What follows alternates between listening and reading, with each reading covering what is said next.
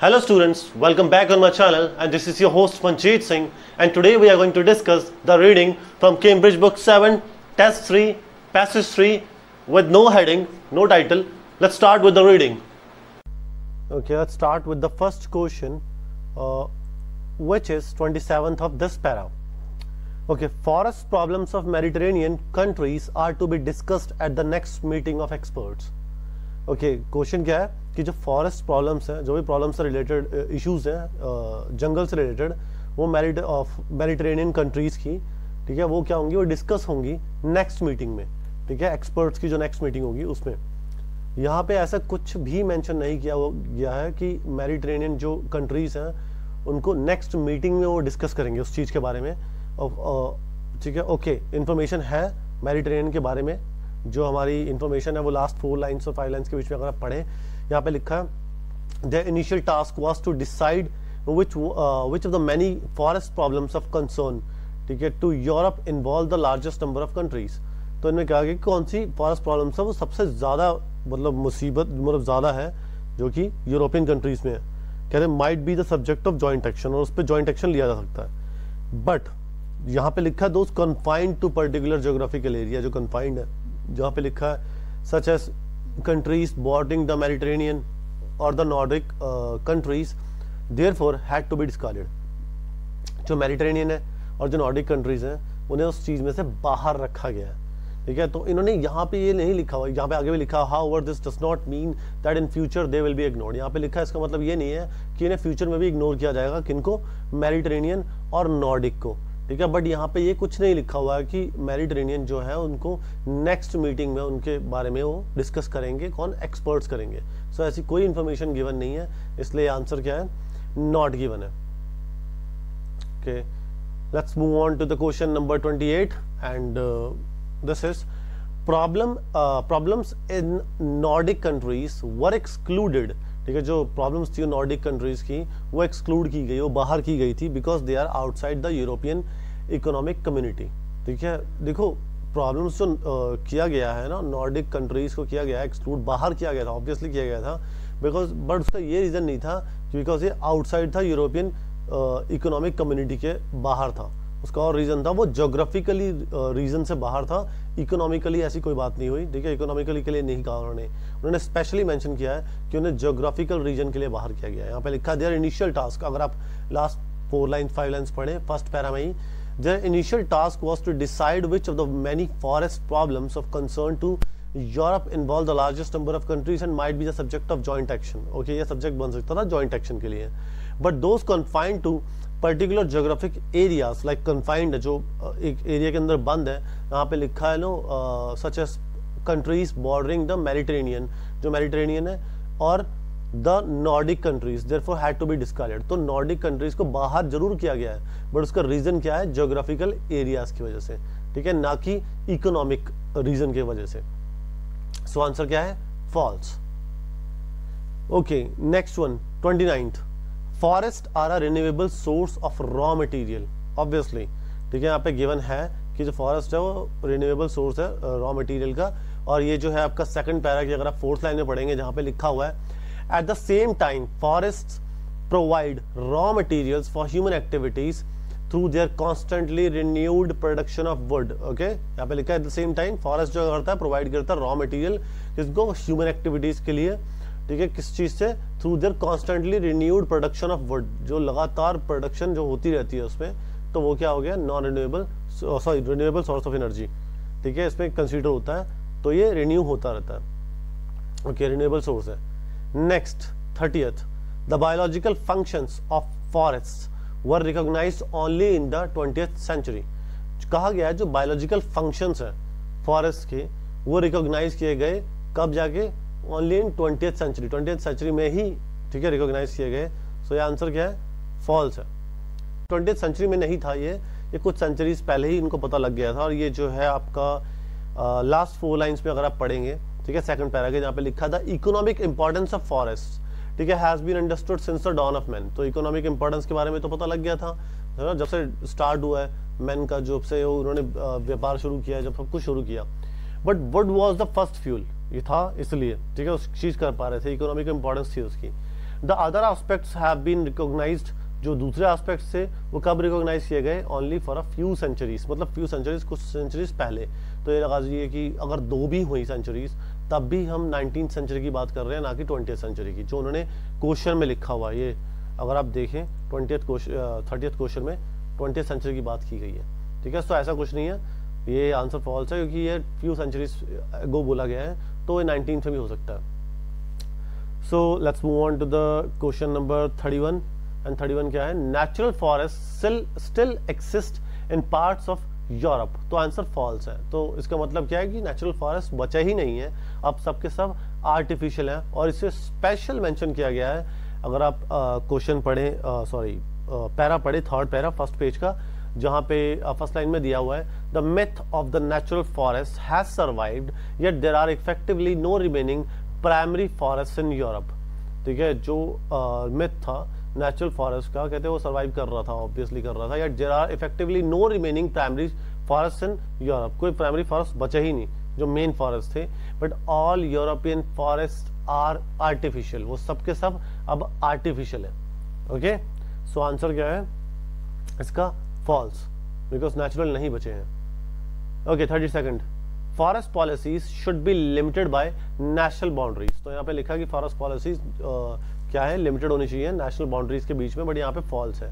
तो ये क्या लिखा गया है यहाँ पे, कहा गया है इसका मतलब कि वो नेशनल बाउंड्रीज में नहीं रहनी चाहिए, कन्फाइंड नहीं होनी चाहिए, आगे बढ़नी चाहिए। और इसके लिए उन्होंने स्पेशल मेंशन किया। अगर आप फर्स्ट पेज का 3rd पैरा पढ़े, लास्ट पैरा उसकी 3rd लाइन पढ़े, यहाँ पे लिखा है this means that a forest policy is vital, बड़ी इंपॉर्टेंट है, दैट इट मस्ट ट्रांसेंड होता है जो हम बियॉन्ड द बाउंड्री चले जाएं, किसी बाउंड्री से बाहर चले जाएं। तो लिखा है ट्रांसेंड नेशनल फ्रंटियर्स, तो नेशनल जो बाउंड्रीज है उनसे आगे जा रहे हैं, ठीक है, जनरेशंस ऑफ पीपल। इसका मतलब ये क्या है कि ये फॉरेस्ट पॉलिसीज है, ये कह रहे हैं कि उन्हें आगे लेके जाओ नेशनल बाउंड्रीज से, ठीक है, नेशनल बाउंड्रीज तक मत रुको, सबकी हेल्प करो, हर कंट्री को दूसरे की हेल्प करनी चाहिए, खासकर यूरोपियन कंट्रीज की बात हो रही है यहाँ पे जो भी मेंशन किया गया है। Okay, the next question 33rd, the Strasbourg conference decided that a forest policy must allow for the possibility of change। Strasbourg conference ने क्या कहा गया है कि ये डिसाइड करना चाहिए था कि दैट फॉरेस्ट पॉलिसी अलाउ करनी चाहिए किस चीज को, for the possibility of change, वो पॉसिबिलिटी जो हम चेंज कर सकते हैं। तो इसके बारे में सारा गिवन है फर्स्ट पेज के ऊपर ही, अगर आप फर्स्ट पेज को ध्यान से पढ़े, फर्स्ट पेज का जो लास्ट पैरा है, ओके, सो लास्ट पैरा में अगर हम पूरा पढ़े, 3rd लाइन से पढ़ लें, यहाँ पे लिखा this means that a forest policy is vital, important है, और ये बाउंड्रीज से आगे होनी चाहिए, उससे बियॉन्ड आगे जानी चाहिए, एंड जनरेशंस ऑफ पीपल उनसे भी आगे है ना, and that it must allow for the inevitable changes, उसे अलाउ करना चाहिए कि इनको उन इनएविटेबल चेंजेस को जो बदली नहीं जा सकती, ठीक है, उन्हें चेंज आएगा ही आएगा, and that take place in the forest, जो फॉरेस्ट में आ रहा है, एंड इन नीड्स, जिसकी जरूरत है, हेंस इन पॉलिसीज में होनी चाहिए। And the Strasbourg conference was one of the first events so such a scale to reach this conclusion, ठीक है, जो ये कंक्लूजन पे आई थी स्ट्रासबर्ग, क्या था ये कॉन्फ्रेंस थी। ओके, सो आंसर ट्रू है इसका। Okay, let's move on to the next question, and that is 34। And 34 question क्या है, रेजोल्यूशन 1 है, जो क्या बता रहा था कि information is to be systematically gathered on any decline in the condition of forest. तो इंफॉर्मेशन क्या है, वो सिस्टमेटिकली इकट्ठी होनी चाहिए किस चीज के ऊपर, कोई भी डिक्लाइन आता है अगर कंडीशंस के ऊपर, किस चीज के, फॉरेस्ट की कंडीशन पे।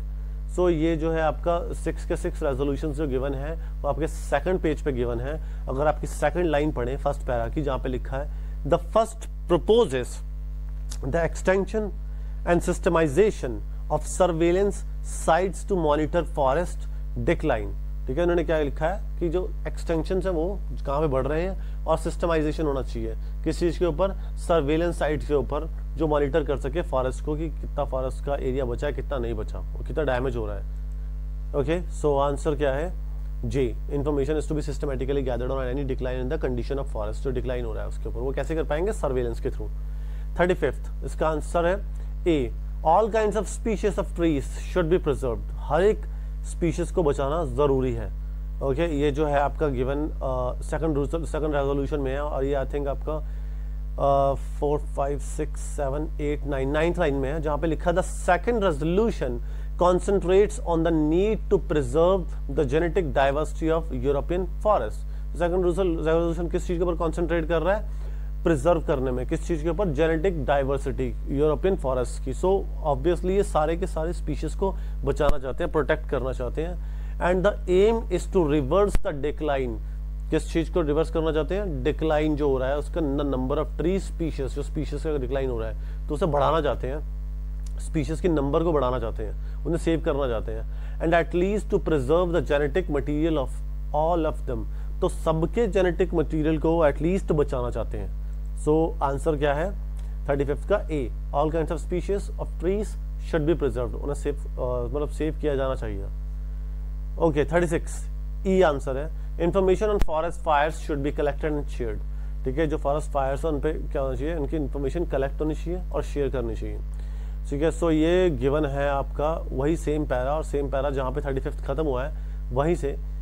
ठीक है, या आई थिंक 12th लाइन है आपकी, जहाँ पे लिखा है ऑल दो forest fires do not affect all of the Europe. सारी यूरोप को नुकसान नहीं पहुंचाता टू द सेम एक्सटेंट। ठीक है, हर एक मतलब एक हद तक नहीं पहुंचाता। And the amount of damage cost the experts to propose as the third resolution. So ये चीज क्या है, वो थर्ड रेजोल्यूशन लेके आई that stars with conference consider the establishment of a European data bank. तो यहाँ पे यूरोपियन डेटा बैंक होना चाहिए। ठीक है, किस चीज के ऊपर? On this subject and all information used in the development of national preventative policies would become generally available. तो ये अवेलेबल भी होनी चाहिए एंड शेयर की जानी चाहिए। ठीक है, ये जो जनरली अवेलेबल लिखा है ये शेयर है, और आपका जो एस्टैब्लिशमेंट है डेटा बैंक की उसके बारे में लिखा हुआ है कि कलेक्ट होनी चाहिए, गैदर होनी चाहिए। Okay, the next question and that is 37 का आंसर क्या है? B, fragile mountain forest should be given priority in research programs. जो फ्रेजाइल माउंटेन फॉरेस्ट हैं उन्हें प्रायोरिटी मिलनी चाहिए रिसर्च प्रोग्राम्स के बीच में। ठीक है, रिसर्च प्रोग्राम्स में। एंड ये जो आपका गिवन है ये वही गिवन है जहाँ 36 आपका खत्म होता है, वहीं से शुरू है। और ये आपकी लाइन है 13, 14, 15, 16 लाइन में लिखा है, जहाँ पे लिखा the subject of the fourth resolution discussed by the ministers was mountain forest and in Europe it is undoubtedly the mountain ecosystem which has changed most rapidly। जो mountain ecosystem है वो लगातार change हो रहा है and is most at risk। most at risk का मतलब क्या होता है? इसका मतलब तो fragile। ठीक है, vulnerable है, जो सबसे ज्यादा vulnerable है। okay, thinly scattered permanent population and development of leisure activities and particularly skiing। खासकर कौन सी है? skiing है वो। and have resulted in significant long term changes to the local ecosystem। जो long term change है ना, रिजल्ट आता है किस चीज के ऊपर में? significant जो long term changes आ रहे हैं local ecosystem में। and proposed development in the include a preferential research programs on mountain forest। so ये एक preferential mountain forest के ऊपर एक प्रोग्राम बनाया जा रहा है, मतलब स्टार्ट कर रहे हैं। ओके, सो आंसर क्या है इसका? B, fragile mountain forest should be given priority in research program. So उन्हें प्रायोरिटी मिलनी चाहिए। And the question number 38 G answer है, resources should be allocated to research into three diseases. जो रिसोर्सेज आपके वो एलोकेट होने चाहिए टू रिसर्च। ठीक है, रिसर्च के लिए 3 डिसीजेस। ठीक है, सॉरी ट्री डिसीजेस, जो उन ट्रीज को डिसीजेस हो रही हैं उसके लिए। ओके, सो ये आपका गिवन है जहाँ पे 37 खत्म हुआ है, और आपकी last 4, 5, 6, 7, 8, 9, 10, 11th last 11th line है, यहाँ पे लिखा था 5th resolution relaunched the European Research Network on the physiology of trees and called EuroSilva, and EuroSilva should support joint European research on tree diseases। ठीक है, joint European research चल रही है जो ट्री की diseases के ऊपर and the physiology and biochemical aspects के ऊपर। so ये क्या है? tree diseases के बारे में बात कर रहे हैं। so आंसर आपका 38 का जो है वो है G. Okay, next question 39 D answer है, research is to be better coordinated throughout Europe. तो इन्हें अच्छे तरीके से कोऑर्डिनेट करनी चाहिए। ठीक है, बेटर करना चाहिए इसे। सो ये जो आपका रेजोल्यूशन 6 है, तो रेजोल्यूशन 6 जो आपको गिवन है वो लास्ट 7 लाइन्स में है, मे बी 7 और 8 लाइन्स। यहाँ पे लिखा finally the conference establish the framework किस चीज के लिए? For a European research network on forest ecosystem. एक फॉरेस्ट इकोसिस्टम के ऊपर यूरोपियन रिसर्च प्रोग्राम चला रहे हैं, ये स्टार्ट करना चाहते हैं रिसर्च नेटवर्क बनाना चाहते हैं। दिस वुड आल्सो इन्वॉल्व, किस चीज़ के ऊपर इन्वॉल्व है, हार्मोनाइजिंग एक्टिविटीज़ को हार्मोनाइज करने के लिए, ताकि शांति बनाए रखें in individual countries, and as well as identifying a number of priority. क्या इन्हें फाइंड करना है कि प्रायोरिटी क्या है, रिसर्च टॉपिक्स क्या है related to the protection of forest. So आपका जो आंसर है वो 39 का वो क्या है, डी आंसर है। यहाँ पे लिखा research is to be better coordinated throughout the Europe, उसे बेटर कोऑर्डिनेट होना चाहिए, तो उसके बारे में सजेशंस दे रखे हैं उन्होंने। Okay, the next question 40th, what is the best title for reading passage 3। देखो आंसर क्या है, plans to protect the forest of Europe. अगर आप ध्यान से पढ़े, इन्होंने रेजोल्यूशन लिए 6 और 6 के 6 रेजोल्यूशन जो थे वो यूरोपियन कंट्रीज के ऊपर थे, ठीक है। और स्टार्ट में भी इन्होंने स्पेशली मेंशन किया कि यूरोपियन कंट्रीज के वो सबसे ज़्यादा प्रॉब्लम्स फॉरेस्ट में कौन कौन सी आ रही हैं, तो उनसे डील करना चाहते हैं। एक बार वो मेडिटेरेनियन और नॉर्डिक को भी बाहर कर देंगे due to the geographical reasons. So ये जो पूरा बताता है कि यूरोप के लिए ही था, और हम पूरा पढ़े, जो हमने जो भी पढ़ा वो सब कुछ प्रोटेक्शन के लिए था, किस चीज़ की, फॉरेस्ट की। सो आंसर क्या होगा, B, plans to protect the forest of Europe. And I hope कि आपको रीडिंग समझ में आई। अगर आपको समझ में आई तो प्लीज़ लाइक कीजिएगा, शेयर कीजिएगा, सब्सक्राइब कीजिएगा और कमेंट भी कीजिएगा। Thank you.